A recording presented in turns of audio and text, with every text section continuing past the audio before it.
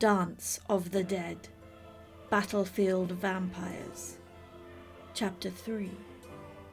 If you have not heard Chapter 1 or Chapter 2 yet, the link at the top will take you to the playlist. Jagati felt her power fill the small space around them, but it was not enough yet.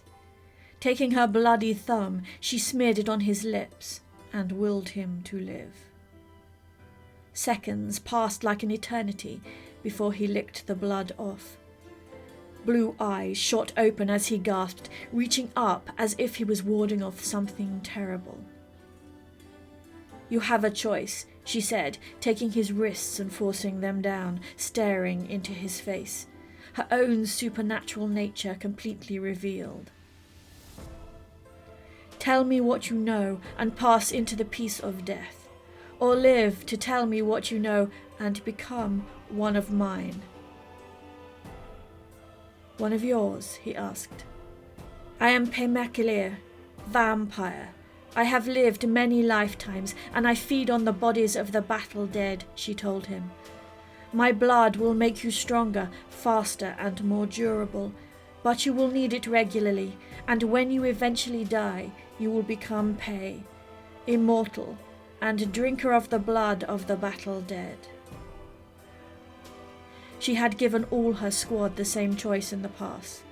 It was not something she did lightly. There was a touch on her mind then. She did not reject it. After all, the kid was deciding about his eternity. She let him see her long life, and those she had called hers, over the millennia. "How?" he asked. "Let me in." His soul opened to her, even as she finished explaining. Her power flooded into him, and he screamed silently, fighting against her strength, as instinct took over from conscious thought. Humanity never died easily. Jagati had never taken a telepath as her own before.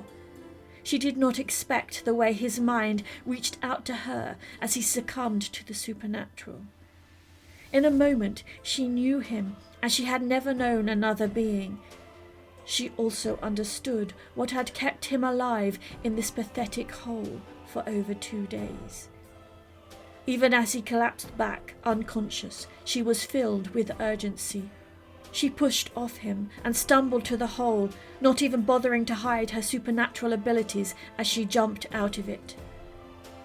Jag. Of course it was Rayak who came towards her.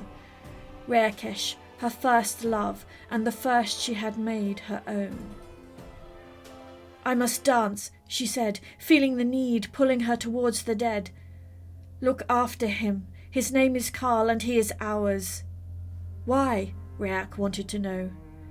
"This war, we can end it," she said, fighting her instincts to stay focused.